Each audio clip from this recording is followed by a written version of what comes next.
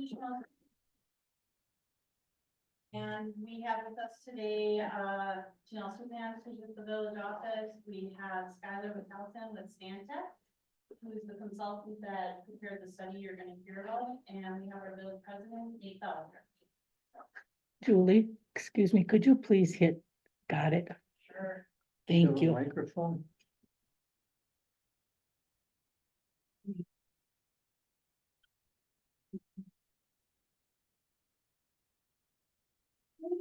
Background for you before we actually dive into the presentation. We're waiting for the study to get loaded here anyway, but, so as you know, the village bought the Wiltsey property a couple of years ago. And they put together a committee that was supposed to look at, what to do with that property, how it should be developed. So they created a group called the Ad Hoc Land Acquisition Committee, and they met for about a year and a half. And they did a lot of work on what they thought should happen with that property. And, part of that property they had determined would be developed for housing. And that's a really good idea. They wanted to make sure there's green space there and trails around there. And they had some really good information that we used, when that committee met with the Parks, Property and Streets Committee in July and then in December of 2022. After that meeting in December of 2022, the board decided to move forward with a housing study. Now, there had been one done in 2019 by a various group. One of the sponsors was the North County Economic Development Corporation, and we have Michelle Lori here from the Economic Development Corporation. And that study focused on different areas of the county, one of them being Northern Door. And it showed a real need for housing, that there just wasn't enough housing. When the board met in December 22, they wanted it specific to Sister Ray. And they wanted us to look at workforce housing. So we commissioned a housing study and put it up for bid, and Stantec is the one that actually was awarded that contract. So they're the ones who did the housing study we're going to talk about. As part of that housing study, we did a public informational session on December 9th of this year. And we had invited, we put out an ad and did an invite to anybody that worked in Sister Bay and was looking for housing to attend that session. We had a really, really good turnout. We had about 60 people, 65 households show up, I should say. And then we had some that couldn't make it that gave us their information after. But we had asked the group that showed up, we asked them 29 questions about what they wanted to see in their, when we develop the Wiltsey property, how they'd like to see it developed for housing and what they would be interested in if they were to purchase a home in that area. So I'm going to go through some of those results with you as we're waiting for Tom to get started here. So 50% of those people that showed up were looking for a 1 or 2 person household. And that information was really helpful as we look forward to the type or the size of the homes that we actually need to build in that area. Every household we asked wanted a conservation subdivision. And what that means is instead of your traditional cookie cutter subdivision, you would have homes that would be clustered, so to speak, around natural resources, like they go around a park or a woodland or a pond or one. And all of the households wanted on-site parking instead of on the street, which told us these homes or these lots would have to be big enough to actually accommodate a driveway. And those driveways would have to be large enough to accommodate at least 2 cars. What I thought was really interesting is when we asked them if they would be interested in having a community garden in their neighborhood, there was an overwhelming response that people wanted community gardens. When you're looking at developing a parcel or a property with a lot of lots, that's really important. Some of those lots might be too small to actually have a community garden. We gave everybody that showed up, every household that showed up, we gave them some fake money, and we told them to spend it however they wanted. So they were given the money, and they could put it in whatever box of how they spend their fake tax dollars. And the 3 things that were ranked highest, and almost everybody wanted, they wanted sidewalks in their neighborhood, they wanted a playground there, and they wanted trails. And that supported a lot of the work that had been done earlier by that ad hoc group of conservation design and the trails. We knew we were on the right track with planning for what they wanted and then hearing what the people wanted. Very similar, and that gave us the direction on how to actually lay out a first draft or a concept plan for a subdivision. When we asked them about the type of home they wanted, they were split pretty much 50-50. There were a couple that wanted like modern homes, but it wasn't much at all. It was pretty well split between wanting a ranch home or a craftsman style home. And that too, helps us figure out, you know, how wide, if somebody wants a ranch, that means the lot has to be a little wider than a craftsman style lot. So we knew we were gonna need a variety of lot sizes when this was all laid out, said and done. It was only the 1 and 2 member households, were willing to live in a home that was 1,100 square feet or less. So most, if you had a larger family, they were looking for a larger home. What's interesting though, is later on when we asked them in the survey, would you rather have a large home? What was more important, the large home or affordability? And it was pretty much all of them said affordability. So although they may want a larger home, they realized that affordability was more important. They just really wanted to get out of an apartment or into a home that they could actually afford and have some money left over in their pocket. We asked them about number of bathrooms, and there were a few that wanted a 1 bedroom, one bath, but everybody pretty much was looking for a 1.5 bathroom home or larger. We had some very large families that wanted more, but again, it was telling us these homes could be pretty modest in size. You know, some were looking at 1,100, so you could go maybe 11 to 1,500, 1.5 bath, and they would still be meeting their needs. They were okay with a 2-story home, which was good for us because that means you could save some money, not as much concrete, of course, but you could also get by on a smaller or more narrow lot if you went that way. The 1 and 2 family households were okay with living in a townhome, which meant that we could perhaps build townhomes if there was enough demand, and we felt that there was based on the survey. Asking them about the size of it. A lot of people prefer, especially with the larger families, wants large living rooms, but when we asked them, what would you prefer for affordability's sake? Would you rather have a large kitchen or a large living room? And pretty much everybody said they would rather have a large kitchen. So again, that just affects the design of the home and what you're looking at as far as affordability. Although many people had dreams of that 3-bedroom home, like I said, they were willing to sacrifice that just to keep the price down, which tells me maybe 2 people to a bedroom or not overcrowding, but making the best of the situation just to make sure they could afford it. The smaller the household size, the higher the desire for a granny flat, and I found that to be really interesting. So for those of you that don't know what a granny flat is, it's when you have a house and then there's a second smaller house on the property. And we did have some families that have come over here to the United States and they brought family members with them. So there was a desire to perhaps keep mom on the same property as the family. But then a lot of people also said it was a way they could offset their mortgage. So they would be willing to have a granny flat or that smaller house and then let somebody who needs housing actually live on the property with them. And that would help them keep their mortgage affordable. Green energy was important to all of them, or to most of them, but they all said it was really based on cost. So if there's that desire factor, we want green energy, but can we really afford it? So we did have a few people that requested disability-friendly homes, and it was surprisingly of the 1-person households, it was 20% of those households wanted a disability-friendly home. So that told us that when we design the homes or when we build these, we are going to have to make sure we have accommodations for disabilities. That is something that also helps the engineer or the consultant when he's laying out a subdivision, right? He has to make sure that the sidewalks and everything is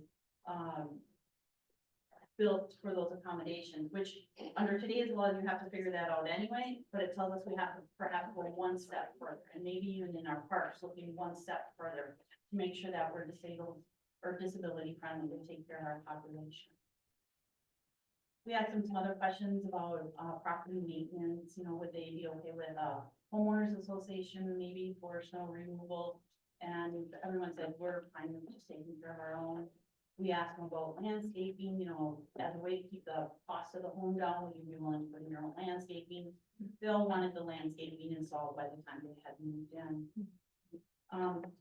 We took it with our dad, we had also asked some questions more from the economic development side. And we had asked them if they would consider working from home to supplement their income. And, the smaller the household, the more positive that response was. So we did have people saying, yes, I would be interested in learning more and hearing about programs where I could work from home. Some of you probably know that Bertram Communications is going to be installing broadband in the village. We actually signed a contract this past year, and that project is going to get started this year. And, having high-speed internet out on that development when it happens was important, because they knew they would be able to medical transcript or whatever it is from home to actually help them make sure they could pay for that mortgage. After that meeting, or I should say, around that same time, we were looking at ways that we could help finance this, because one of the things we really wanted to do was make sure we don't put a tax burden or a burden on the taxpayers. You know, we've heard enough that people feel the taxes, some people feel their taxes are too high, so we wanted to make sure that we were okay with, not doing undue pressure on the taxpayer. So we looked at how we finance this. The village had budgeted a little over $3 million for the infrastructure, and we knew we could leverage that for other grants to make those dollars go further, to pay for more infrastructure out there. The village also has a tax incremental financing district that they could close out, and by law, those proceeds, when you close a TID out, they can go towards workforce housing, so we could use that money as well to help pay for some of the work that was done on that. I will go a little bit more into the financial strategies probably after the presentation, because our presenter is going to talk about that. But one thing I just want to add real quick is we didn't just invite the prospective homeowners to that December 9th meeting. We also invited the businesses. And the businesses, we didn't have a large crowd. I think offhand there was maybe like 9 or 10. But the businesses did tell us they too were interested in finding solutions to this problem. One thing we had talked about was what I call pods, or kind of like little tiny cottages, so to speak, that would not be, they'd be built more for seasonal housing, where a business owner could actually purchase a pod, kind of like a condo. That'd be his condo unit, and then he'd have the sole rights to use that for his employees. And we had support for that. Whereas other ones were saying, look, we can't afford to buy anything for our employees. We're looking more for seasonal apartments. So we heard that message as well, that they don't just plan for these individual units for seasonal employees like J1 workers, but also give us an apartment building that would perhaps, you know, instead of having forced air, maybe it's electric heat, something that may not use as often, more expensive to run, but it's also less expensive to build. So there was a lot of support for that as well. So that's the background to kind of get us where we are today. Tom Layton from Stantec Consulting is going to go through the housing study itself. They worked with one of their team members, Spencer Cox, who did much of the research into the data that you're going to see here. I think they had some pretty interesting findings. So we'll go through that. I'll touch up, Skylar did a concept plan that we'll go through, and then we'll answer some questions, and hopefully have you out here in about an hour, okay? Tom? Hello, can you hear me? Yes, we can. Okay, just want to make sure the sound is all right. It looks like you've got a good group in the room. Appreciate people coming. I'm gonna just start with the personal note. I have been really happy to be part of this project because Sister Bay is doing something that you know, a lot of communities won't do or don't do. And you all know that housing is a challenge these days, and housing costs are a challenge these days everywhere. But communities like Sister Bay have some unique aspects to that challenge, because being I guess on both sides, on the supply side and the demand side, on the supply side, being a community where people want to own a second home. And being a community where there's an active short-term rental market, there's multiple people who are interested in buying your housing stock in Sister Bay. So there's a real crunch, multiple sources of demand for that housing supply. So there's a real crunch on the supply. And then on the workforce side, the economy there that's most active is providing that hospitality and those services and food and beverage to the tourist economy, and those aren't real high-paying jobs. So you're sort of stretched on both sides with respect to having housing that meets the needs of your community. And then the second factor that I want to do by way of introduction is to talk about that this isn't a problem that solves itself. The market, we aren't seeing completely market-based solutions to this because the folks that can pay for new production, or the folks that developers can get a return from when they build for, are higher income folks. So the only solutions out there, the only approaches out there to actually, finding solutions for local workforces in situations like this are solutions that are partnership solutions where the public sector plays a role in helping make that happen. So that's so it's to your credit and your community's credit that Julie and others in the leadership and community in Sister Bay are finding their way to those solutions. And we do have some models we'll touch on that look at some other communities that have done this, but it's still not widespread. So you've got some things to figure out ahead of you, but this is a good start to the path. Okay, so that was a long introduction. Sorry for the long introduction, but I thought it was important to set a little context. Is there any way you can increase your volume, or do you know when you put it on your end? I couldn't hear that. I'm sorry. Hearing you, gotta keep telling me. Does this help at all? Tom, can you please speak? Yes, okay. Does it sound better now? Yeah. Okay. So as Julie said, Stantec was hired to support this project, and my team worked on the housing market analysis. And so that included a couple of phases. One was to understand the market dynamics there, and some of that I've just touched on. So to understand the economic and market dynamics. The second was to try to estimate what the demand might be for new housing and for what types of housing, so that could be taken into consideration as you map out the streets and the lots and such in the subdivision. And then the third was to do a little research on how other communities are making this happen and what some of the implementation strategies and financial resources might be for that.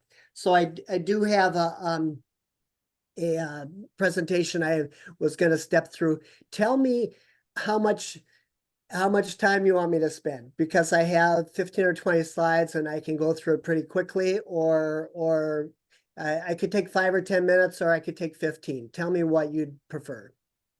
Let's go through the same level of detail you did this past week when you presented. Okay, that sounds good. All you have to do, Tom, is hit share screen. I will hit share screen and look at that. It is ready. And now I want to, It's there. yeah, but I want to put it on my display. or presentation mode. There we go. So the first thing we looked at were the economic drivers in the local economy. And if you look at the chart on the right, it divides your job base into 4 real high level categories. And the orange on the chart on the right represents basically hospitality, food and beverage, retail, service sector jobs. So you can see that makes up, I don't know, somewhere maybe around 2/3 of the job base in Sister Bay. This is important in our consideration. If you look at the circles at the right, it's important in our consideration to understand that more people are commuting into Sister Bay to work than there are people who live in Sister Bay and commute out for their jobs. So Sister Bay is a job destination for some of the area around Sister Bay. And in fact, those commuters that are coming to Sister Bay to work are some of the people that might be interested in these new homes and this new development if that comes to pass. We did some additional detailed work on where folks are coming from, and the majority are coming who are in commuting are coming from other locations in Door County, but over 20% of people are coming from further locations as well. Just a quick look at some of the demographics in the community.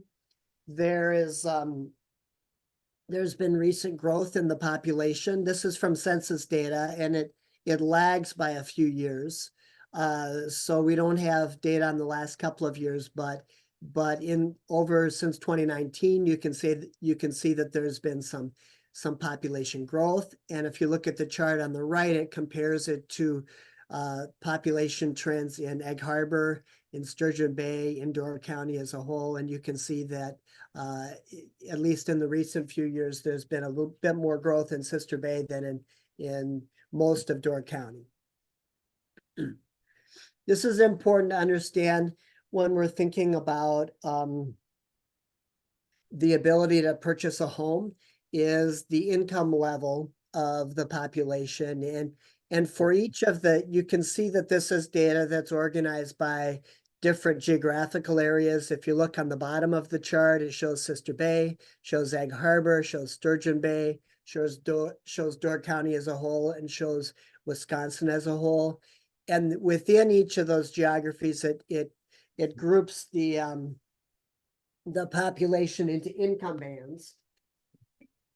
My phone is ringing and I'm going to ignore that. Groups the population into income bands. And you can see for Sister Bay that the five initial income bands have the highest percentage of the population. So that's most of the population earns $100,000 or less, which I'm sure doesn't come as a surprise to the people in this room.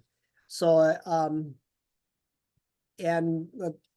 so the next slide looks at rent levels, and it shows a long-term trend in Sister Bay. And Sister Bay, if you look at the chart on the left, Sister Bay is the black line, and it shows a long-term trend where in 2009, the average rents in Sister Bay were the lowest in this comparison group. It was lower than Door County as a whole and Wisconsin as a whole. And the most recent data shows rents in Sister Bay as the highest in this comparison group, equal to average rents in Wisconsin. The chart at the right is important as well because it looks at the percentage of your renter households that are cost burdened. And cost burdened is a term that means that household is paying more than 30% of their income on their housing costs. And that if that's a moderate to lower income household, that really impacts the money that is available after you pay your housing costs to pay all the other expenses of life. So cost burdened represents people whose may really stretch to pay their housing costs and then stretch to pay all their other expenses. And Sister Bay, if you look at the far right side of that chart in 2021, has the highest percentage of your renter households that are cost burdened. Almost 60% of renter households are cost burdened compared to 40% average in Wisconsin. The home values in Sister Bay, if you look at the chart on the left, are higher than other places. So you can imagine that it's mostly not the workforce that are occupying those homes. It's mostly homes, second homes. It's mostly the part of your population that are on the average higher income. And those home prices have increased at a faster rate than they have in Wisconsin on the average. So it's really dramatic if you compare the Sister Bay home prices to the Wisconsin home prices in that chart on the left. This is a chart that really tells the story of why particularly renter households have become increasingly stretched in Sister Bay. And if you look at the blue line, that shows the median rent over a 12-year period. And if you look at the green line, it shows the median income over a 12-year period for Sister Bay residents. So you can see how rents have gone up over that period and incomes have remained flat. So that's all comes together to tell a story of a local residential population that has come under increasing stress in terms of finding homes that they can afford in Sister Bay. And I know a lot of the workforce doesn't live in Sister Bay for that reason. The next set of charts look at what's going on in the housing market and starts with units that have been constructed. So there have been 300 units or so that have been constructed over the last 12 years, and that's a higher percentage of construction rate than there has been than Wisconsin on the average or Door County on the average. It's important though to understand how that breaks out in terms of who these homes are for. So the chart on the left is a category that this is from census data, and it's a category that the census calls vacant for seasonal, recreational, or occasional use. Essentially, that's second homes. So almost 50% of the housing stock in Sister Bay is vacant most of the year. It's for seasonal, recreational, or occasional use, almost 50% of the housing stock. The chart on the right is a different census category. It's called vacant for rent. And that is where the Census Department categorizes their short-term rentals. So you can see, looking at the chart on the right, that that short-term rentals between 2010 and 2016 went from close to 0 to over 300. So that's another big chunk of your housing stock that has been converted. It's roughly equal to the number of housing units that have been built over that period, right? So there's been housing production, but there's an equal number of housing units that have converted to short-term rentals. So that housing production hasn't expanded the stock for local residents in any significant amount. Is this making sense to people? I'm not going to be able to see your heads nod, so maybe one or two people could say, yes, this is really interesting, Tom. They are nodding their heads, Tom. Okay. I mean, we just, and Julie alluded to my coworker, Spencer, who's really the data analyst, who is kind of a wizard at fleshing out this information. We just found this so interesting. And of course, the human side of it is what you all experience in terms of really difficulty finding affordable places to live in Sister Bay. This is another slide that looks at specific projects that are tracked in a sort of a market database that we subscribe to called CoStar. So we can see actually increasing rent trends up to the present time. So you can see that these few apartment projects that are tracked in this market database on the left have really, their rents have jumped an additional amount just in the last few years. And the chart at the right is also CoStar data, looking at how average rents have risen over this period of time, and still vacancy rates for those apartments are very low, which signals to renters that they can, or excuse me, which signals to rental property owners when vacancy rates are near zero, that they can raise rent some more because they've got leverage to do that. The next section is, so that's the background information on the demographics, the employment, on the housing market, the construction trends. This next section is where we try to wrap our heads around how much housing will be purchased. If we build new housing, we set it at a certain price that's somewhat below market based on whatever financing sources we can leverage and the different strategies we pull together. And these are going to be modest homes to try to forecast how much of that will be purchased, what mix of homes makes sense and will be in demand.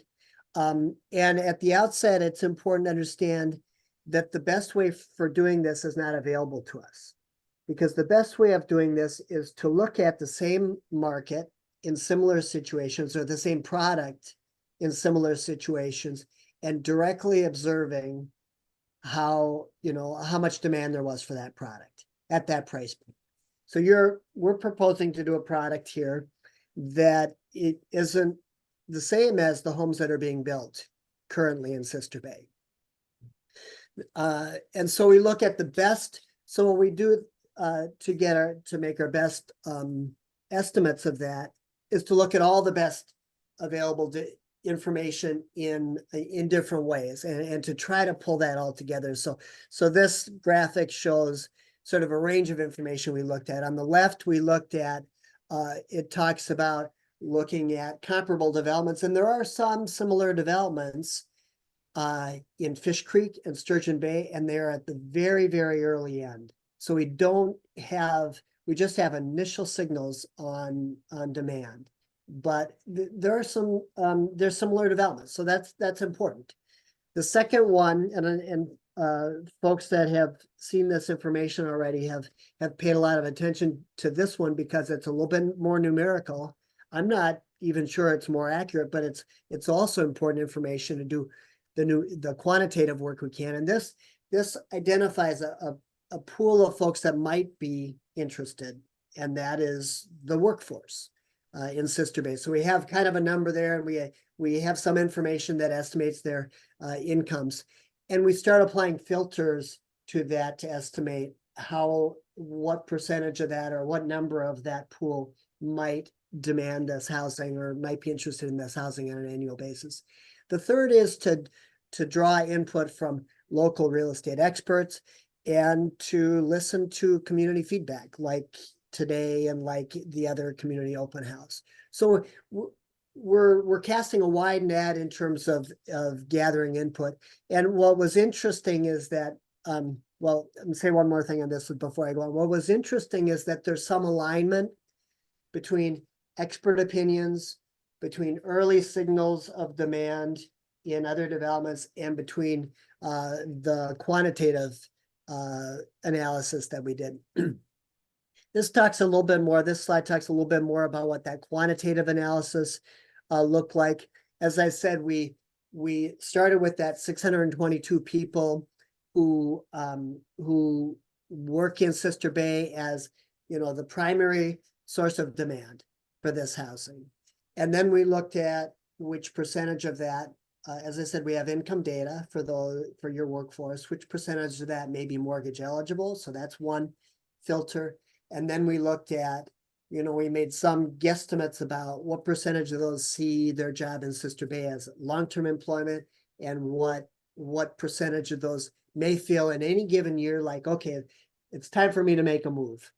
I really don't like my current living quarters, So we went through that process and put those 4 different sources of information together and came up with a forecast, a tentative forecast that starts to guide some different housing types that you may want to include in this development. And it breaks it down into 5-year periods. You can see the top line is this initial 5-year period.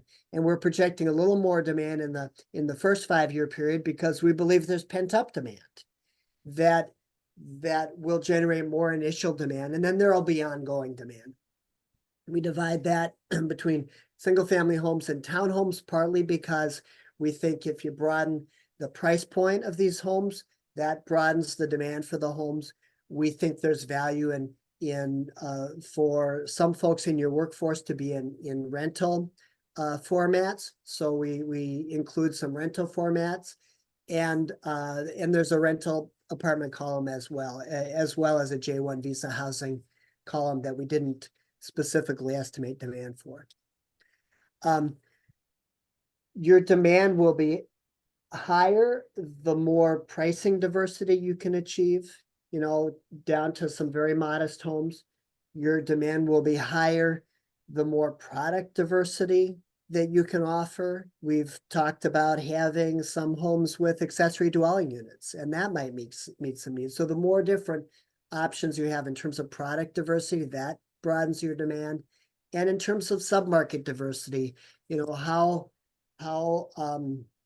what's the geography of workers that you want to support? Do you want to offer some of this housing to retirees who are no longer in the workforce, seniors, and may be interested in the housing? If you diversify your submarkets, that also increases the demand.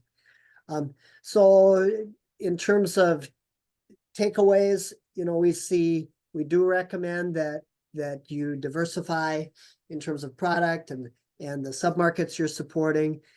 We do recommend that you diversify it in terms of those sale prices and rental prices.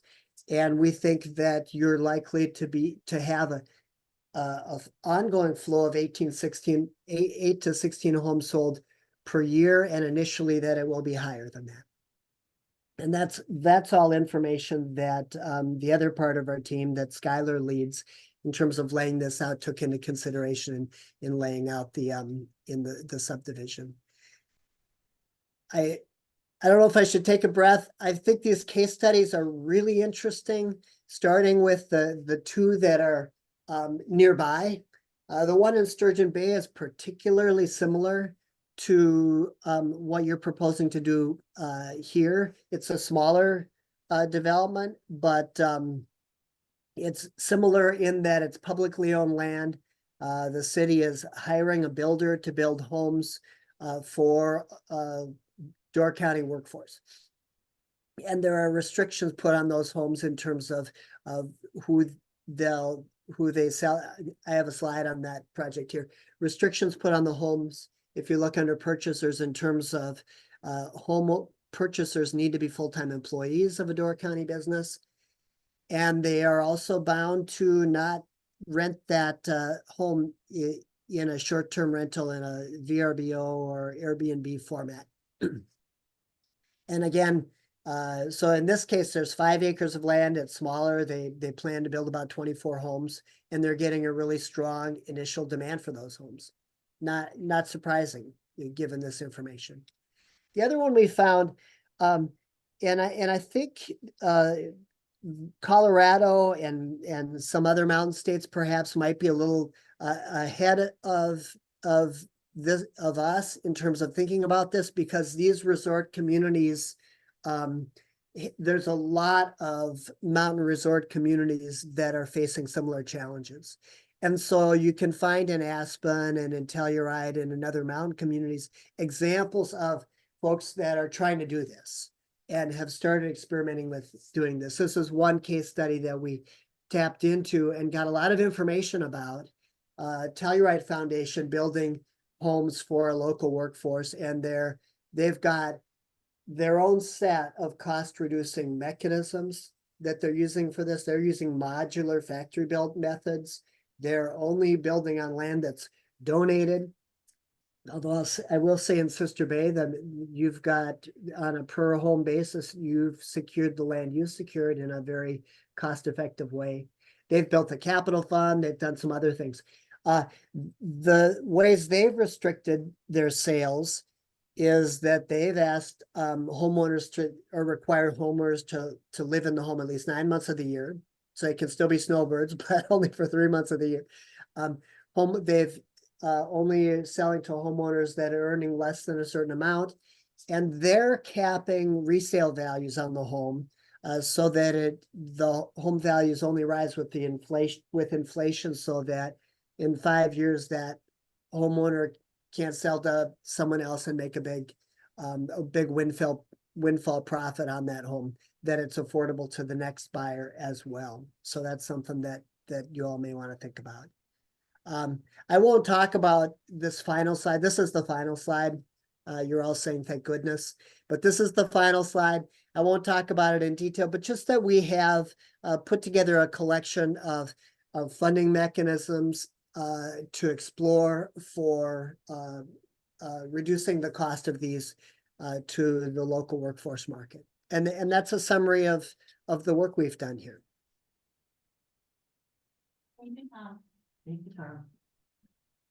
Tom, do you want to just stay on the line and we'll keep going and maybe take some questions at the end? I'd be happy to. Okay. I noticed they didn't include Ephraim in any of those charts.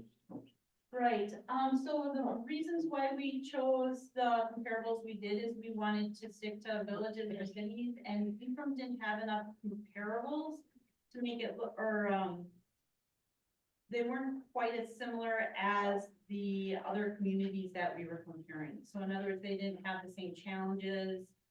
Well, the one question I have is, how do you know that people, I understand the worker issue because of the services we use here, we talk to a lot of the people that are managing.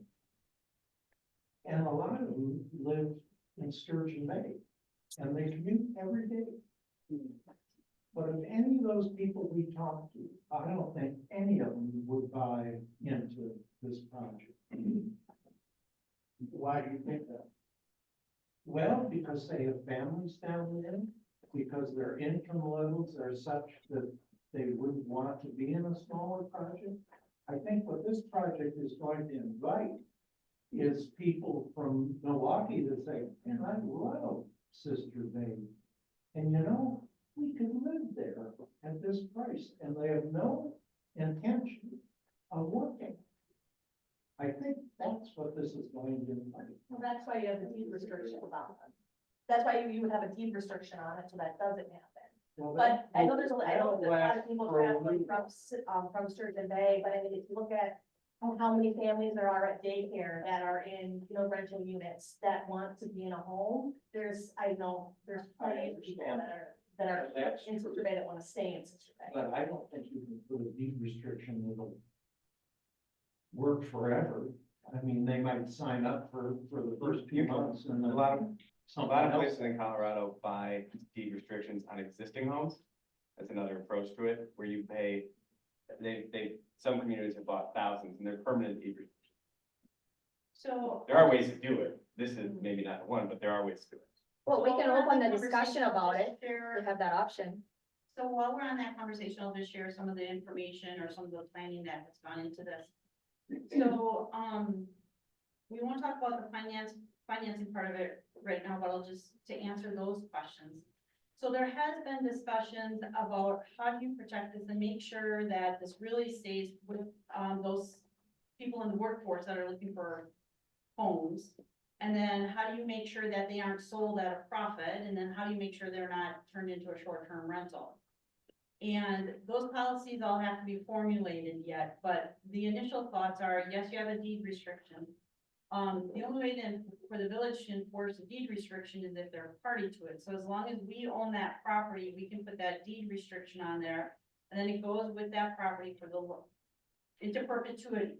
So Then they won't own this. they will own the village. What will they own? If the village, when the village has the property and they divide it into lots, every deed can carry the deed to every lot can carry a deed restriction saying it cannot be used as a short-term rental or whatever other deed restriction we want to put on there.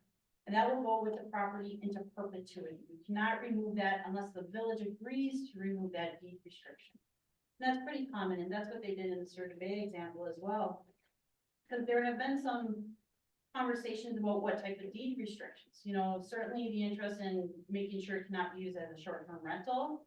And then looking at the resale, when you can, you know, how much above market value can you resale for, putting the deed restrictions on, like they did in the Telluride example. And any other policy that we want to take and put on as a deed restriction, the village would have the ability to do that, as long as it's a legal deed restriction, right?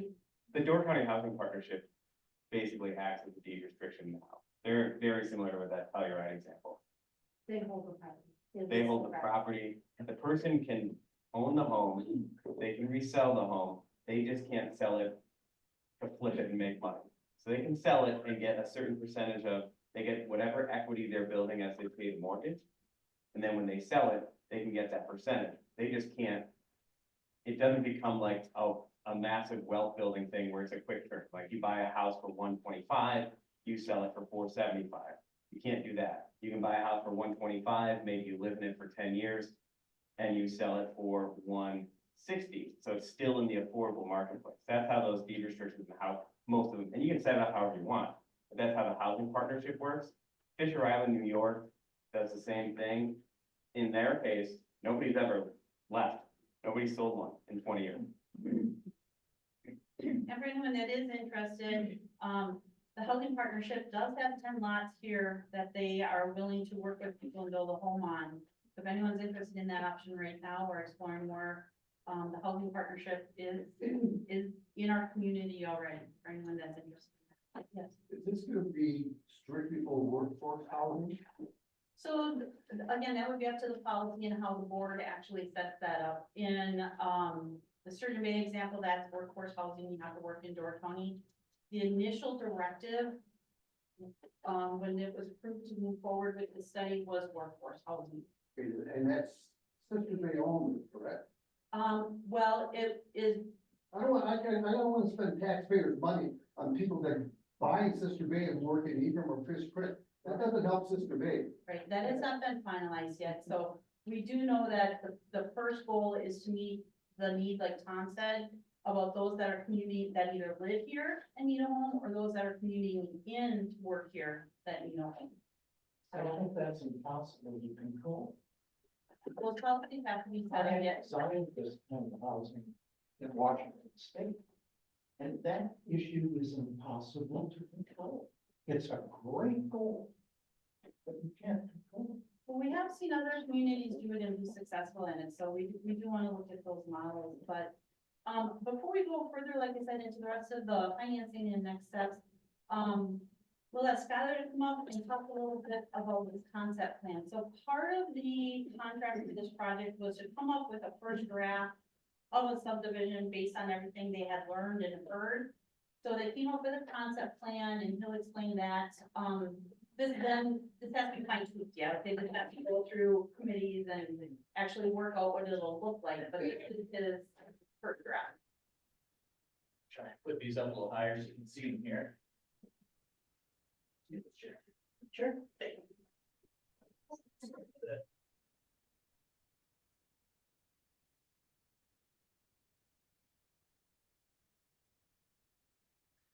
We're seeing at least. So, I'm Skylar Towson. I work for Stantec Engineering. We are an engineering company based out of Sturgeon Bay. And my role in this was sort of the nuts and bolts, how this is actually gonna look when it gets constructed on the land. The property you're seeing here, is everybody familiar with where the Wiltsey property is? Straight north here by the sports complex. It's 56 acres. So you can see the dark outline that goes all around everything here. What you're looking at right here is sort of a jigsaw puzzle. It's not set in stone. This is our first crack at it. It was our first attempt to put all of these design goals on paper. So take it with a grain of salt. Things will move. I believe the village board is putting together another committee for reforming the Wilson committee to sort of help drive this. But this concept plan you're looking at does do a lot of the design goals we're looking for. And I listed those here, but this this layout, it's definitely going for single family homes and, townhomes. We haven't, these are all owner occupied or potentially, single family normal homes that are rented out. There's not really apartments planned on here, although the housing study did say that there are rental units that could be needed within the community. This whole site is based on R4 zoning. These are 1/4 to 8 acre lots. Homes will be average amount of size, 1,000 to 1,500, 1 to 3 bedrooms in size. We designed it with sort of a quiet neighborhood in mind. We did connect. We have one through street that runs from Scandia to ZZ. And that's our main through street here. You can see we've sort of angled it and jig-jogged it. There's a 90-degree bend there, and those are all for traffic calming measures, so you don't have people speeding through this subdivision. The main bulk of the subdivisions are off of dead-end cul-de-sac streets, and that's, just promotes local traffic only, slow vehicles, a lot of connectivity. With this, we also really tried to hit the conservation cluster subdivision. It's a little harder out here because we don't have a lot of natural features to really cluster things around. It's currently orchard or just vacant farm field. So we incorporated a ton of parks, and there's parks all over here. You can sort of see them in the green. There's 3 fairly large parks, community garden, parkway up the side, and all these parks are connected via trails and sidewalks over the entire subdivision. So you can walk out of your house, any one of these lots, hit a trail, biking or walking, and get anywhere else on this project. So pedestrian use was really one of the main focal points too. This whole subdivision will be served by public utilities. We've got the sports complex, wastewater treatment plant. We have a big hub for sanitary and water right down here. So that means that as you're developing, you won't have to worry about anybody putting in private wells or private septic. They'll all be served by the utilities. In one area on the far east side, we did earmark as sort of a phase 2 area. We're not exactly sure how that is going to look at this time. We're gonna let this phase 1 build up sort of drive what happens in that phase 2. If a certain subset of houses is really popular and is cost effective, everybody wants that, we're going to potentially aim for that type of development cluster up in the phase 2 area. So again, this is all very conceptual. These are all sort of jigsaw pieces, but those are the main points of where this is all heading. So I just want to add to this too, Skylar said there's no apartment buildings planned on this. That is because the main goal or need was the single family housing, and we know as people move in here, apartments open up. So we did talk about apartments coming into this phase 2 in this area. The problem is the way the entire property cannot be served with public water at this point. So we would have to install a tank to serve this area up here. So there's more costs involved in developing this area at this point. So the focus was more on the single family housing and the townhomes or duplexes that we could put on this property without adding or increasing our water system costs. The other thing was, and it was brought up at the board meeting as well. This is the wastewater treatment plant. So there is a setback around there. It is 500 feet, but the village can give a waiver to themselves to allow development closer to the wastewater treatment plant. But we did know most people probably wouldn't want to be that close to it. So the properties that are close to the plant are the J1 visa housing or that seasonal. Most of them, they're not here year round, and most of them have multiple jobs, so they're not there as often. They're separated by woods. We have the park and then those duplex lots in there if the village decides to get a waiver and allow those to be built. The majority of it though is beyond that wastewater treatment plant setback area. So this is just like the first idea he had. It went to the plan commission. They will form a committee to look at that a little more in detail, to get more granular. How should it be laid out? Should the lots maybe be 45 feet because they can have 45 feet? Some of these are 75 feet to 90 feet, right? Yes, this is That's where they actually- are right now. It was sort of a larger lot layout than what we could have found with our original. Right. How many units are in the dorm as currently planned?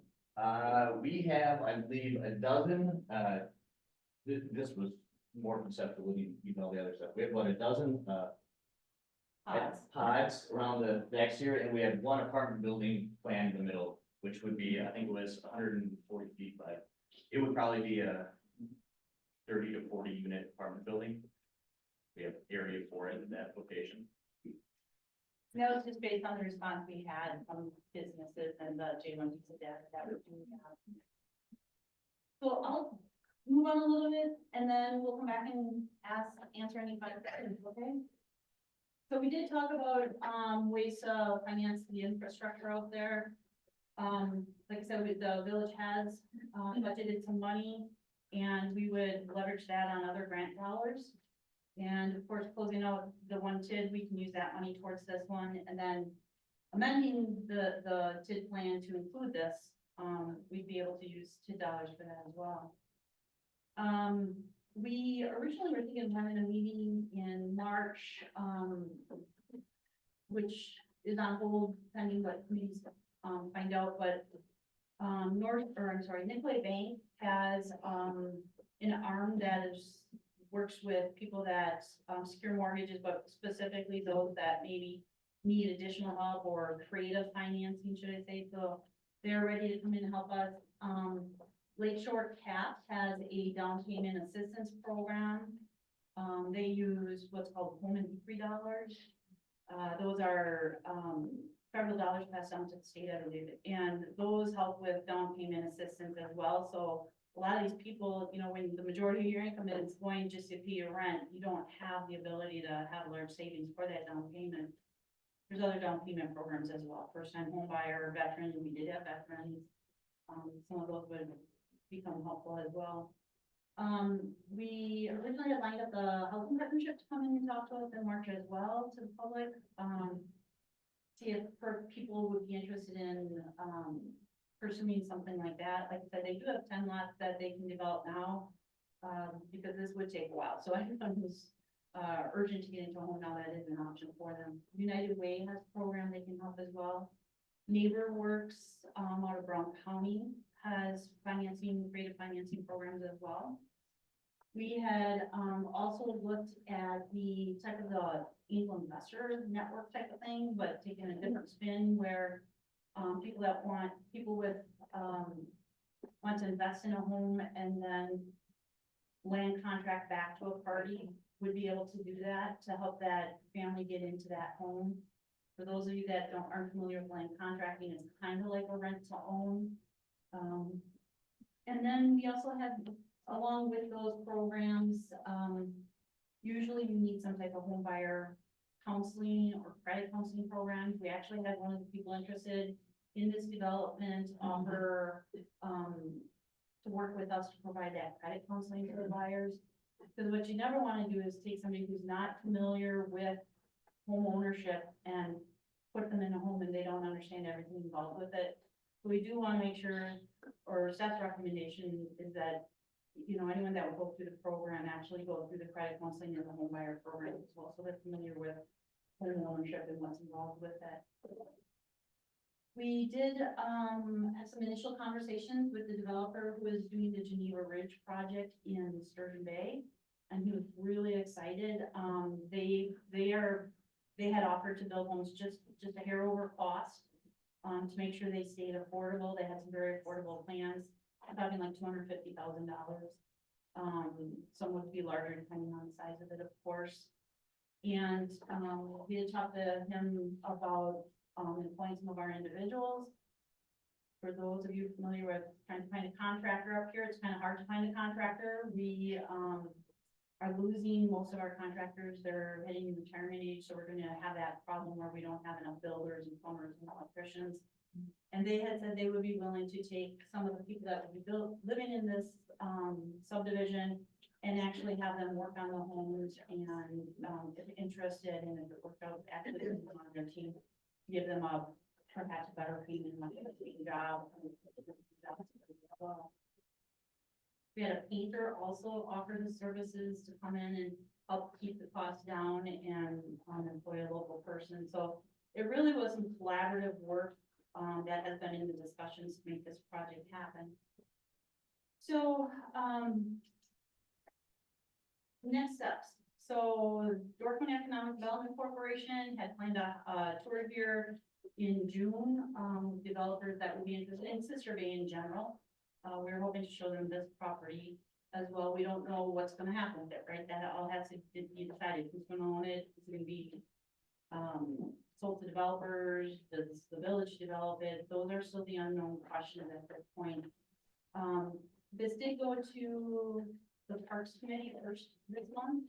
And the Parks Committee, was really concerned about the short-term rental aspect, and they had made a motion that the village forward a letter to our legislators, asking that a premier resort area be allowed to put a cap on the number of short-term rentals. It then went to the board. The board heard some concerns about, do we want to add more people to this area without having a bypass around town? The village has had on their books for quite a while, for over 20 years, having a bypass around, but there hasn't been movement on there. So they have to do some more research into that. They're gonna form a committee and have them look at that aspect as one of the aspects they look at. Do they the go- currently have a location in mind, it's like Smith Drive or part of the south? The land use plan does show some, alternatives out off of 57 that would connect on to Woodcrest. So, with this project, as Tom said, you're looking at about 10 homes a year. Initially, you would have more, so you wouldn't have all of these coming in at once. And we don't know where they work, so we don't know, would they go out Woodcrest to Orchard and out that way, or would they go to the downtown area? So, the board wanted to look at that a little deeper. The board also wants to review the 2019 study and the presentation that went along with that as well, to see, should this be, if this is helping all of Northern Door, I think one of the thoughts was, should there be more other communities involved? So we don't know. That all has to be discussed yet. Like I said, this was just presented this month. And then the planning commission, of course, had said, their recommendation was that the board actually have a committee set to look at the fine details on that subdivision, and also the financing, how is it financed, and then how do you offer that financing to individuals?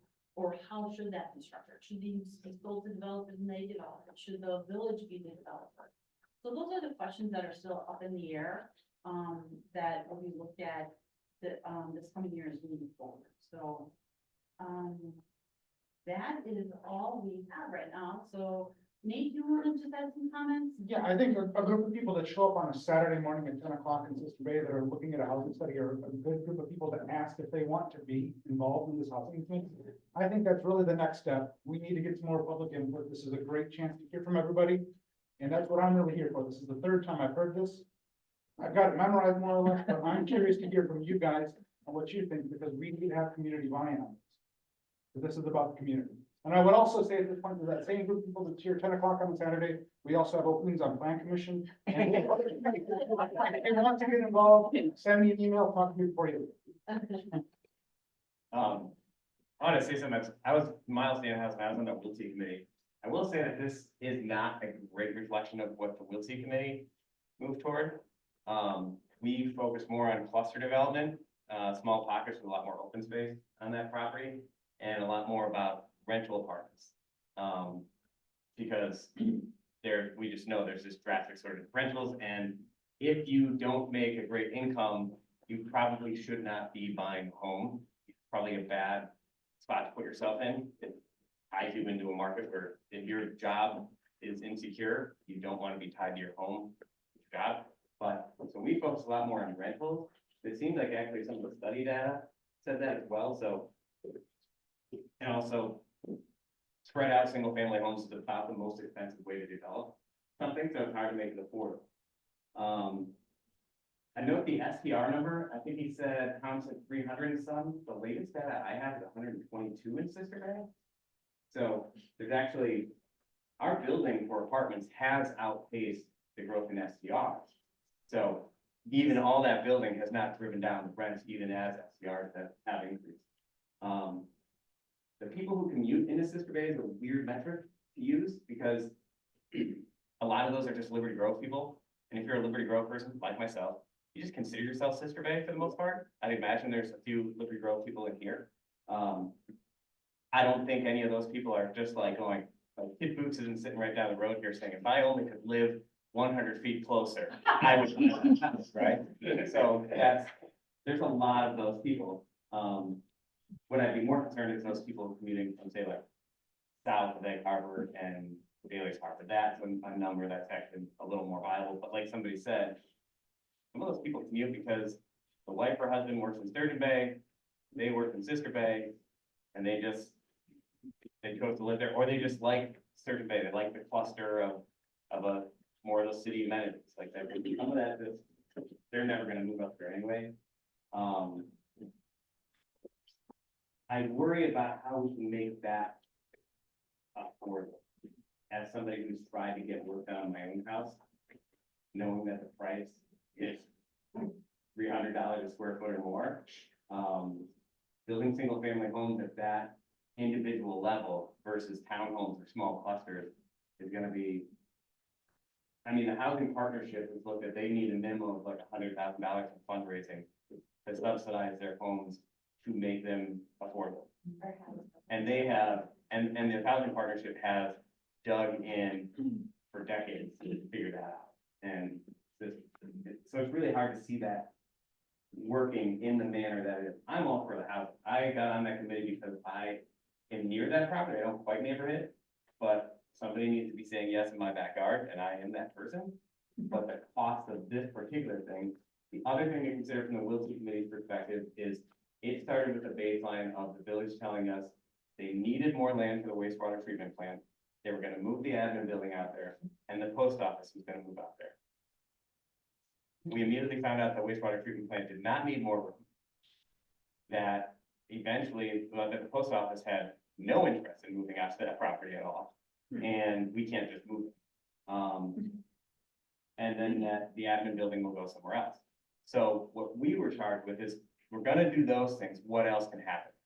And we said, well, we need more park and recreation space, and we need to do, if we have this land, let's do something with housing. But if you don't have those pillars, those signposts to be like, hey, we're doing that and we're building out there anyway, so that the housing doesn't cost that much. But if you take that away, now all of the burden is based on developing the housing. And I'm not saying you don't do it by any means. I'm just saying, like, it changes the whole decision-making process of how you go about developing that property. And now that you have the Lagerquist property, now you start to go like, are we doing infrastructure on 2 different properties? And is that the most efficient way to do it? And that's a lot of the stuff that I have questions about that I think needs to be dived into a lot more. And the village still owns property where they have infrastructure up behind the pit. And there are developers who have done affordable housing that own more acreage up there. And for context, that's kind of, how many units are? 88. So that's on those 55 acres out there. Now, they're not using that phase 2 area. But Marissa Downs built 45 units on 6 acres. So that's a much more efficient use of land and space where there's already a road. So those are all the things that I would consider. It's like a village-wide consideration, not just this property, and what's the most efficient, affordable way to provide housing and the housing that people need and can afford. So, I'll stop. When you talk about the land the village has, are you referring to like Ava Hope and Northwoods? Yeah, the village has almost 4 acres up there. We have two, I think 2 lots, 3, one is committed for a park, but I think there's 2 lots. And the housing trust has 10, and then Marissa still owns 5. Kind of piggybacking on some of the affordability, I think that would be my concerns, if we're comparing to that Fish Creek project, those condos or those townhomes are being sold for, like, the cheapest one is $479,000. Upwards to close to 600,000, and that's not affordable. So if we're comparing to that project, I'm a little concerned. I think he used, and Tom could talk about, he's using that as an example of how it could be developed. The Sturgeon Bay one is more I think, a more realistic model for Sister Bay and for Sturgeon Bay model.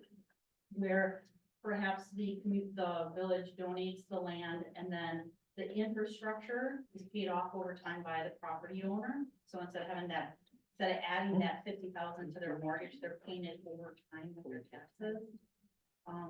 And then, like I said, this developer has very affordable, models and was willing to do it at a lower price.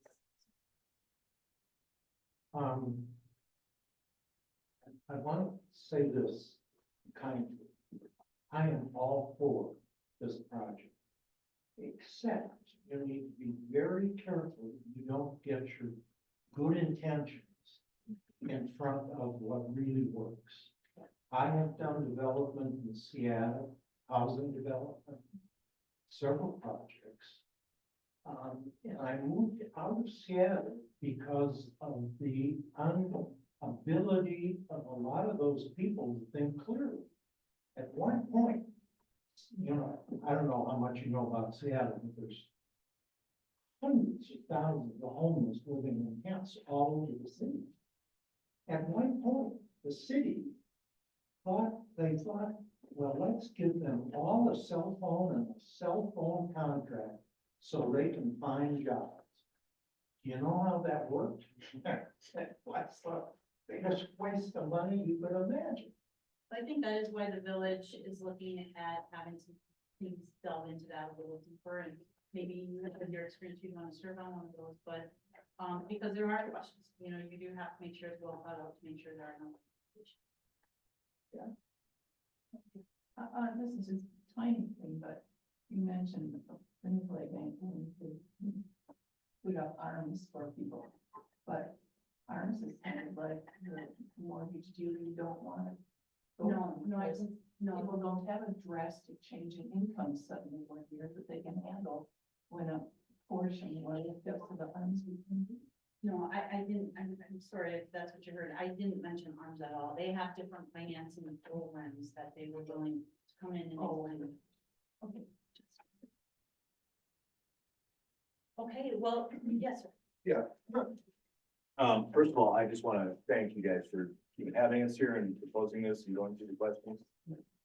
The intro, was it Tom? Tom. Tom. He really did identify the problem, okay? So what's the solution? That's why we're here, right? This is possibly part of it. But I will say, if we do nothing, we're on a track to lose this community.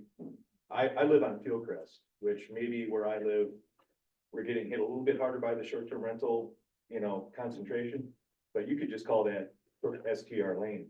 I mean, there's no families. When I moved there, we had kids, we had families, we had people enrolled in Gibraltar, they're all gone. You know, I get phone calls every day. I tell it with passion because I am. I don't know how they get my number, but these investment groups all want to buy my home. They call me every day, or at least every week. I don't know how they got my number. It's a problem. I mean, we're losing our community. It's not sustainable. So I understand there's a lot of questions, and there's some very good questions being brought up here, and that's why we're here. I would just want to say, don't let the questions become discouraging. They need to be answered, you know, obviously. And this is a good step. So as a business owner and a homeowner, I'm feeling pressures to both leave my home and leave my business because of the lack of sustainability in this community. Mainly due, in my opinion, to outside investment that is not adding to the community. It's adding to the usage of the community, but not the fabric of the community. So without fabric of the community, we can't even we won't be able to sustain the tourist industry that we are, without workers, without families, without residents. So how this develops, obviously, we don't know yet. I mean, this project and all these questions are going to be helpful in determining that, but I just want to say that something like this needs to happen, no matter what form it eventually, and I think we're here, you know, having this conversation. But I don't want the questions to ever discourage anybody from driving forward. Just, we have to answer the questions. You know, am I making sense? Yeah. Because really, I'll just sum it, as a homeowner and a business owner, both things are becoming almost impossible to maintain. I mean, Got it. one of these days when that phone rings and someone offers me a price, I might go, I don't need this anymore, and take me and my business out of Sister Bay or Door County entirely, because of the pressure, it's just. So this could help, I second everything he says. I'm a block away. I'm on the next street and it's the same thing with the short-term rentals. There's very few people that live on our block that are actual residents. And it's a problem. And everything, I just agree with everything he says because you do really have to look into it very deeply before you make decisions on it. I would like to just ask one more question. Is there or could there be, and maybe this is already done, is there any kind of a ratio of STRs to permanent residents that's a cutoff point? Because wouldn't that be a very easy formula to, like, for every 100 residents, you can have X number of STRs? That is one thing that's been brought up. I know the tourism zone has looked into that. It's a. We're honed in by the state legislature. They changed the rules several years ago to make it like basically impossible to regulate STR. Okay. You used to be able to zone them out of certain areas, just like any business. You used to be able to say, this is the commercial district, this is residential. Residential cannot have a hotel, you used to be able to do that. You can't do that anymore. And one proposal has been like, can we just do like, but even if you said that, some people have said like, well, no more than 10% of homes can be STRs. They're not at 10% now, so you actually would still be allowing them to grow at the current rate. So you'd have to set it at like 3 or 5%. That's one option. I mean, personally, I would love to see it just go and regulate it like a business. We could just say, here's where you can do it, here's where you can't.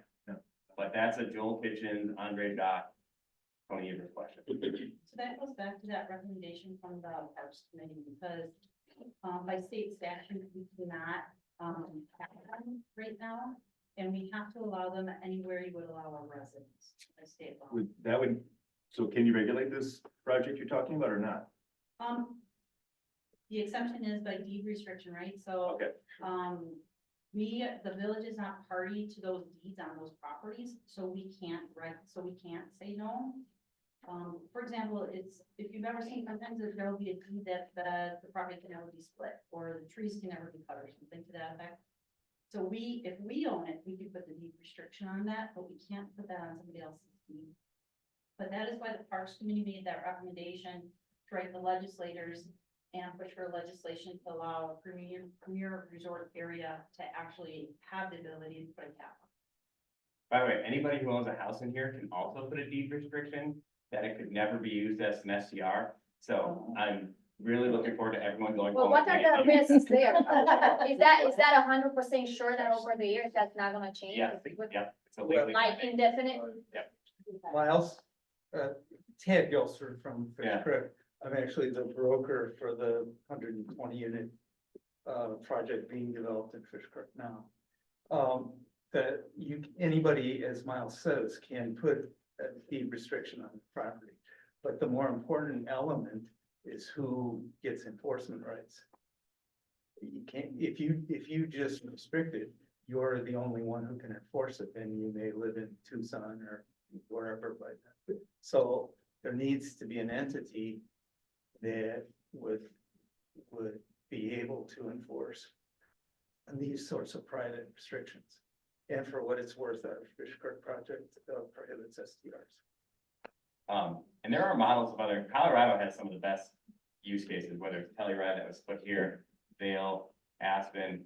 They are probably a decade ahead of us on all of this, and they have more drastic situations to face, but they have more freedom from their own state legislature to do a lot of things like this. There are towns that have bought, I think Vail has 1,000 deed restrictions that they have bought. They take, they go up to somebody and say, for $60,000, we're gonna put a deed restriction on your house. You still live there. This means whenever you move, gotta be sold to somebody who works in this county. That's how they regulate it. Their goal is to buy 2,000, and they created a tax to fund that, to put the money into that fund so they can buy these deed restrictions. That's one approach they're taking. I have a quick question. I don't remember hearing or you mentioned, what would be the prices for these houses, like the lowest or highest? What's the price range? It depends on how the village structures it and then what the builder charges, but our initial conversations with the builder was, if the village did follow the same model that Sturgeon Bay did, we're trying to keep them between like 250 and 325. So with that said, I can guarantee right now, with all the restrictions, let's say, right, like, well, I can't sell the house that I'm supposed to own, right? Let's say I pay it off, right? I'm gonna be an exception here. My plan is, I'm a single mom, right? I have zero debt. My plan is to have a house to pay it off 15 years or less. I'm not gonna drag a debt for 30 years of my life and then not being able to sell it to, that might be the biggest investment of my life or, other people's lives. So I don't wanna be conditioned the rest of my life to have a house that I paid off for so many years and then just make what, 5% on it down the road. So I understand there's some restrictions with this project. I understand that, we have to change the rules a little bit, but I don't wanna be, restricted long-term. When I work my whole life to own a place as a local, and pay taxes and just have, like, what if that is my retirement, right? Or it helps me to enjoy my retirement, I think the biggest problem is, and we've seen it from the studies, short-term rentals. This is an issue that we need to figure out mostly. And this is, it is a solution, and I'm happy that we have this conversation. It's a good idea, but I personally do not want to be conditioned to later on when I sell it to another family, for example. I paid so much more, like what will be the interest rates, right? And I'm actually losing money in the long term. Right. So in 250,000, might as well, I would rather save for another 10 years. I'm renting right now, Jay Taylor's. It's $1,300 a month as a single mom, right? I budget like crazy, so I'm out of debt. I'm happy to, just be in that position, but I would rather rent for another number of years until I have a good down payment. And I'm just buying a house here to raise my child. And I'm not conditioned. I can, just have that house paid off and I'm good to go. I don't need to be conditioned for that price. Cause I mean, yes, we're living in a moment now where interest rates are ridiculous. We can't afford anything up here. I mean, at least what, 350,000, 400,000, but that bubble is gonna burst at some point. Something's gonna happen. It seems like we don't really learn nationwide that inflation happens and incomes are low and prices keep going up. But I'm willing to wait and sacrifice, and like just not waste this money on rent, but I'll wait a little longer until I have full control of what I'm buying. And I know down the road, I get my money's worth. Those are some of the policies the village has to look at, because in that situation where somebody would not want to agree to that, the village has to decide would those lots then be sold outright? And they would probably, I would think would be a higher price, because to keep the price down or have a restriction on it, it would be based on the fact that you're basically getting that lot for free. But at $270,000 is not affordable for people like that. How much is gonna be that mortgage? $1,300? That's not affordable for a lot of locals. It's not, absolutely not again, I do financial coaching, by the way, so if anybody needs any help whatsoever, I can be part of that, credit counseling process as well. But I've been here 13 years. I worked in a lot of places everywhere in the county, in restaurants, and with all my coworkers, my friends, everybody that works here, and they cannot afford those prices. That's not affordable for majority of the people here. Right, so based on the data, that Stanton had put together, a family would have to make $65,000 to afford a home in that price point, but, And we're not making that money up there. so We're not making it. Plus other debts, and I don't know how they're gonna be approved for loans. They're not making $65,000. So what we are, we'll just take a couple more, and I was gonna say, we had said we try to keep it to around an hour, so. Let me just say something to that, is if you have these concerns, get involved with the committee. This is still a chance for you. still have That's your- why I'm here. Yep, and thank you, but I'm saying, like, we need multiple viewpoints. And I think that there's some other people on the other side of that. I understand what you're saying, but we need to get a good product, we do need a lot of different viewpoints to get this. We'll make it happen. Well, we have to all make it happen, and we have this conversation now, Saturday at 10 a.m. in the morning, but a lot of these people that work in restaurants, they work this Saturday morning. Like how many work, I work from home, right? I changed jobs and now I'm able to work from home. But I worked for 13 years locally. I can tell you I wouldn't be able to make it. I'm a single mom, right? I don't have any child support. I don't have any exterior financial support. And with my schedule and life, right? I wouldn't be able to be here today. And if we make these meetings at 12 o'clock on a Tuesday, I don't know, maybe we should have them more often in different times of the day or online and, you know, I didn't know about this. Only I found out about this meeting today by a comment online on Facebook. I didn't know about. We're For sending official the- from somebody. So I guess I would also say that this study is a beginning point. So keep in mind that is not, that's at best discussion in pencil, that plan. I'm not arguing that that is not an idea, right? Sure. And I appreciate it. I'm grateful that I'm skeptical only that first of all, the Shoals, if somebody lives there or had that project going, absolutely disappointed. An absolute disappointment. I was rejected and I know I qualified 100%. I have another single parent that was rejected because they make too much, absolute disappointment. And I know there's people that don't live in Wisconsin that applied and got in.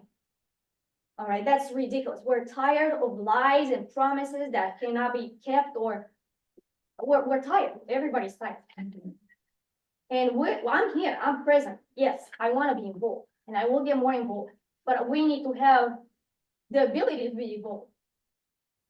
And Would you just let someone else speak, please? go ahead. So I just wanna, answer some of those comments and then we'll move on to the next one. So, what we have found in the village is when we do Saturday morning presentations, we do get more people. We did try one time where we did the Saturday and then we did it on a Monday and barely anybody showed up, but That was Monday at 3 o'clock. 3 o'clock on a Monday is hard. so this presentation, On Halloween. so this. I There was don't one in think that December on as well. Halloween, But, regardless, so this one was presented, this isn't the last time, this is the fourth time, the other ones were all afternoon or evening presentations, but the study is online, it's on the village website. And we did try to get the word out to everybody. I know everyone who had attended that housing presentation did get an email from us, we sent it out, we advertised it, and then we also sent it out to everybody on our committee list, everybody on the village subscription list. And then to anybody that did show up at that December 9th housing presentation, so it did go to a quite hefty list of people, and I think we have a great turnout for that. This is one of our meetings. You had a question. I do. For a lot of the first-time homeowner, down payment grants and things like that throughout the state, they work on a state average. And I do know personally, working through Habitat, or being with Habitat, a lot of our homes that we are building today, our appraisal values are too high because we don't qualify for things like virtual cap. It's just a flat no, sorry. So is there any creative thinking besides the programs that are actually out now? That goes down human assistance programs would actually work for? Right, and that's what we were exploring, the ones through the community foundation that use NeighborWorks Umpqua and some of the other ones, like following that angel investment type of philosophy. We did not finalize the list. It's gonna go to a committee to actually do work and research on that. But knowing that, we are aware that there are limitations out there and it makes it harder because there aren't. Fisher's Island, New York, their development face that same challenge. They do it solely as nonprofit and they don't go through any of the state programs. So they have their own flexibility and they've raised money through philanthropic organizations to do this. But they have their own flexibility to set their rates because otherwise they'd be stuck in the same boat. Yes, sir. Back. I'd like to mention, my name is Ryan Schout. I have a business up here and I live up here. I've been here about, 13 to 15 years, between Bailey's Harbor and I live in Sister Bay. Currently rent, up the street next to the daycare. We got about, in the busy season, 8 staff and the slow season, about 5 staff. Pretty much everyone that works with me rents. One person owns, I'm wondering also, I'm 28, is anyone else here younger than 28. Okay, so. Yeah, I'm a little passionate on this subject because I've seen it. I've kind of come up from the bottom and just watched it. So I'm glad that I can be here and be a part of this. I'm a little sad that a lot of my peers are not here, the people that I talk to on a regular basis about this. And they're the ones that are extremely excited about this, but I also understand why they're not here. Families working busy, like she said, you know, they have lives that don't allow them the luxury to come to these type of meetings. Considering daycare who wants, a bunch of kids here while you're trying to have these meetings, example. So I'd like to just kind of bring in the point of view that this isn't just, who you see here, this is the only people that it affects a much larger gamut of people, and maybe not maybe this isn't the right fit for you or someone that you can think of, but this would be the right fit for a bunch of other people who are okay buying a home and then living there for the rest of their life, or buying a home and not making a huge return out of it, because they don't see it as a investment, they see it as a way to live and work in the community that they've grown up in, that they enjoy the natural area, a bunch of different reasons. And so I think it's important, like Nate says, all the different perspectives is important, because I think we're missing a huge amount of perspective just from the fact that my age group is missing. And I know just talking to a bunch of those people that I went to school with, that live up here, that work up here, I know they would sign up for one of these in a heartbeat. The concern of making a return on it, that's not a concern, because they want to be a part of the community. They're not here to flip it. They're here to live, build a community, let their kids go to Gibraltar, Sebastopol, wherever they go to school, and just kind of continue what they did when they were young. Obviously it's a multifaceted problem, we're talking about SDRs, we're talking about return on investments, we're talking about infrastructure costs, we're talking about all these different things, what's the best way to spend the dollar? And that's always debatable and very subjective, but I just wanted to hone in the point that there is a larger population that's not here due to circumstances out, maybe outside of their control, or they just didn't have the energy to come in today, that are interested in a project like this. And I know I'm not the youngest. I know, it is a challenging thing, especially with, housing, because it feels like a battle you cannot win sometimes when you're paying. So for example, we share a 3-bedroom apartment and there's 3 of us living there and it's really crowded. We'd love to have space to do things, to have a family, to have, hey, mom, you can come visit, all these different things. But right now we're at capacity in this small apartment. Like she was saying, with, single mom and a kid, that can be very difficult to be spending $1,300 plus in rent. I know a lot of the other rental options, $1,600 plus utilities or whatever it may be. I have family that all are staying in Bailey's Harbor because they just, there's nothing up here, and they were lucky enough to get the rentals there. So again, multifaceted. Did I hear you volunteer? Hold me to it. I'll do it. I'm super passionate about this. Because this is, I intend to stay here. I don't want to get pushed out because I can't afford it. I have concerns about raising my prices every day, because if I do want to live up here, I have to buy a $600,000 home. That's just not feasible, and charge a fair rate. So again, these are all different perspectives, different opinions. But the main thing I wanted to say is that there's a huge amount of people that are interested in this project. They're not here today for whatever the reason may be. It's, I just wanted to make that apparent, that I'm not the only 28-year-old who's looking for a house, and I wouldn't mind buying a house without a return on it, if I could live in it and then I sell it for whatever whatever its value is at the time, then I will feel good contributing to community in the community.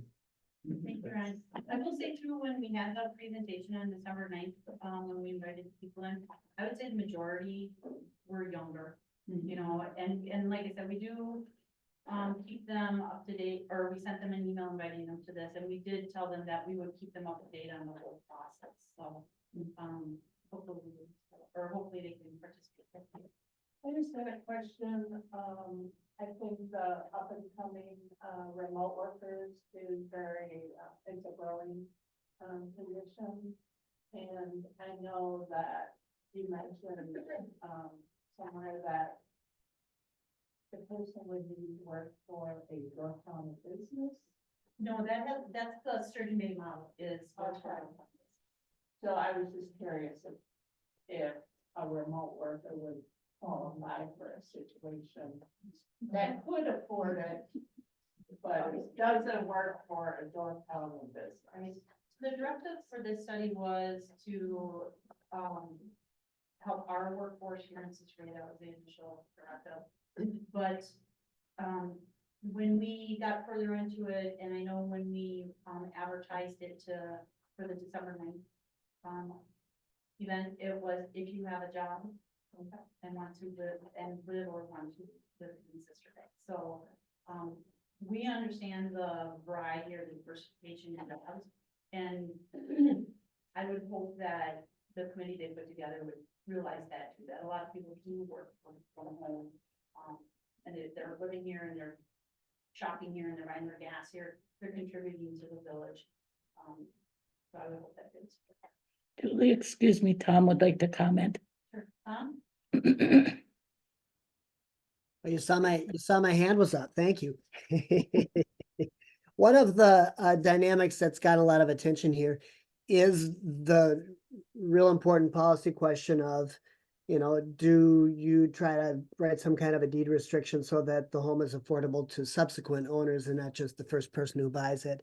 And I think it is an important policy question. I think all the discussion has been valid in terms of pros and cons, but the piece I wanted to add is it's a little less black and white than how it's been framed here. It's not that you can either get a return on your investment or you can't.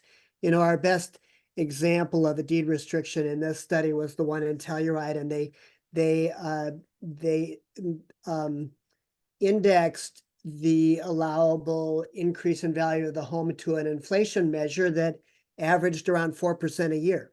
So if you do the math, 4% of appreciation a year over a 10-year period is not a 10% return. It's more of a, you know, 70, potentially up to 70% return or something. So it's not quite as black and white as it's been sort of framed in this discussion, even if it is indexed to some kind of a more realistic inflation measure. That's all I wanted to say. Yes, sir. On that note, kind of moderating between these different viewpoints here. I really do understand what she was saying here about, you know, that could be the biggest investment in life, and why would you do that if you can't get a return where you could just wait? Maybe there could be something structured where for a certain period of time, maybe there's a minimum amount of time you spend in the home where you're limited to that 4% increase for inflation or whatever. And then if you're there for a longer period of time, that percentage that you're allowed to sell it for over your initial investment increases. That would help give a return on the investment for the homeowner. It would also help control the long-term growth of the value of the property. I think that's a great idea. And by any means, I didn't mean I'm planning to have a house, right? And I'm expecting to sell it to be a short-term rental. But I would prefer not to be conditioned, but I wouldn't want to lose money on this big purchase down the road when I work my whole life. But I would like to provide it, you know, if it would be a restriction, you can only sell it to, you know, full-time. A person that's sort of full-time, so continue with the, you know, it has to be for a person that works in Sister Bay and so on. So it wasn't by any means me saying, I want to make a huge profit on it. The reason that our real estate committee was focused on rentals is because part of the problem is that we built a lot of units here. Some of them are used as like weekend vacation, a good chunk, right? All these rented apartments. But at 1,500 for a lot of the median income, that is like barely maybe affordable, right? But you can't save on it. And that, so if we were to do some rentals and we could make those available for 1,000 a month instead of 1,300, so someone can start putting away, if there's someone who's incentivized, not everybody should own a home. It's like over the long term, it's barely a savings mechanism, right? But like, it all depends on when you get in and out. But if you, but you at least have an option. If you are paying, if we made every study and every group I've been a part of, we basically find out that there's this gap of nothing between 800 to 1,200. Doesn't exist almost anywhere in the county unless you get this kind of, you just happen to have a landlord who didn't realize they could jack up the rent side, right? So, so that's the gap. And if you're making that much, you can put a couple $100 away. And you can start building a nest egg of 10 or 15 or 20,000. Or to your point, Scott, if you get that house and it's 4%, well, one of the things is that's a stepping stone house maybe. If you're looking to get to a point where you can make profit, this gets you to build equity. Whereas rent, you're not building any equity, but if you're building some equity, even a small amount, and let's say you have it for 5 years and you get that 4%, you haven't had to replace the roof, so you actually made the money on it, and then you sell it, and you walk away with 30 grand that you can, there's tax incentives for reinvesting that into your next home, so you actually can graduate into something else by having that first house.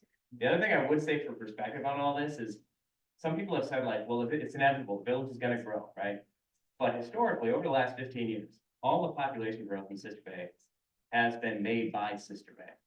Every apartment complex that's built is built on land that was, I believe, once owned by the village and then sold to a developer for the purpose of building those apartments, trying to get affordable apartments. The old ball field, the shop coat facility, the stuff behind the pig, it's all driven by the village. And so, and some of those were sold at a pretty decent rate to those people to try and drive this housing. What they didn't do, and maybe didn't know they could do, is put some deed restrictions on it. If we had known that 15 years ago, if any of, even if you could have said like half of your apartments are deed restricted, we wouldn't be sitting here right now, because there's a few hundred apartments built. You could have, if half of them were market rate to subsidize the whole project, half of them were deed restricted, you might have 200 more apartments in that $1,000 range right now. So we haven't done it in the past, but maybe there's a way to work with people up behind the pig or on whatever facility gets done now. That's the big difference. Okay, other questions or comments? I have one last comment. It's not quite related to this, but this might be a good forum for it. Before the village wants to build another complex for their offices, for the post office, and I understand the post office is a federal, facility, but we have an empty shop go up there with parking, loading docks. It's easy to get to. You can get your mail. I'm just throwing, I know that's a huge, all the questions after that. But before we go out and build something on rural land and use up more of our land for a, office complex or whatever it's gonna be, I hope somebody's thought about shotgun. Yeah. Okay, all right. Or, Thank you, everybody, for coming. Like it said, the study is online.